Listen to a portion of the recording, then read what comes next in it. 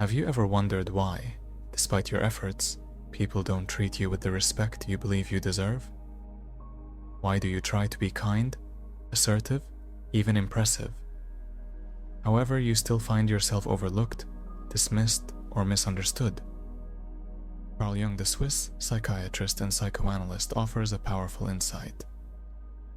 Respect isn't something you chase, it's something you emanate.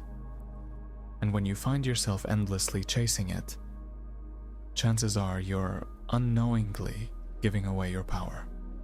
Let's start with a harsh truth. Most people are trapped in what can only be described as a prison made not of steel bars. Instead, it is forged from emotional reactions: anger, insecurity, defensiveness. These are the bars that hold us captive. Jung explains that these emotional reactions are not random. They arise from unresolved inner conflicts, the parts of us we prefer to ignore, also known as the shadow self. For instance, if someone insults you and it makes your blood boil, it's not the insult itself that has power.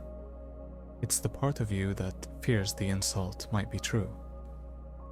That's the shadow speaking. This brings us to a crucial question. How can you earn genuine respect in a world where so many are reacting instead of responding? The answer is this: respect doesn't come from control. It comes from self-mastery. Whether you try to dominate others into respecting you, please them excessively, or lash out to prove a point, you're still depending on them for your sense of worth.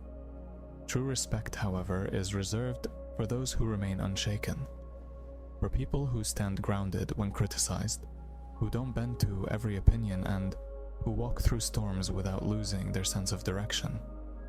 You've probably seen this before.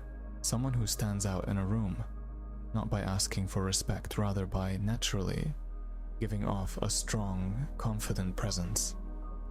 Most people don't respect you because deep down, you haven't fully respected yourself. And that lack shows not in obvious ways, it's in the subtle moments when you try too hard to be liked, when you shrink under pressure, or when you react defensively instead of pausing and choosing your response. Jung would tell you that the world mirrors your inner state. If you constantly feel disrespected, it may not be because the world is cruel. It might be that somewhere inside, you're battling self-doubt. In other words, if you're not solid within yourself, others sense it. It's like two people hearing the same insult. One shrugs it off, and the other explodes. The difference isn't the insult, it's the inner world of the one receiving it. Think about the illusion of control. We often believe that if we can make others respect us through our achievements, our appearance, or our assertiveness, we'll finally feel secure. However, this constant need for respect actually makes us vulnerable. Why? Because it places your self-worth in the hands of others. When your confidence depends on praise or validation, you've given away your power. Jung's insight here is profound. Detach from external validation. Build your sense of worth from the inside out. When you do that, you stop needing respect.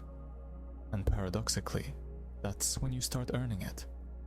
Imagine a leader who doesn't fear criticism, who listens without getting defensive, and who can walk away from an argument without needing the last word. Such a leader doesn't demand respect, they naturally attract it. And that's the goal. Not to manipulate others into respecting you, but to develop a presence so grounded that respect becomes a natural response. So, how do you reach this point? How do you move from being someone who needs respect to someone who naturally earns it? It begins with shadow work. That means confronting your hidden insecurities. Ask yourself, why do some small things upset me so much? Why do I feel the need to prove myself in certain situations? Often the answers lie in wounds we've buried, past experiences that made us feel insignificant, and moments when we were ignored or unheard. Shadow work is uncomfortable, but it's necessary. Because as long as you avoid it, your reactions will continue to control you, and others will sense that instability. Next, train yourself to respond instead of react.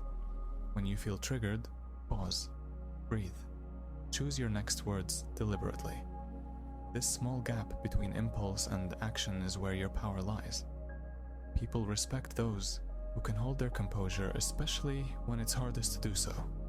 Calm assertiveness carries more strength than any outburst ever could.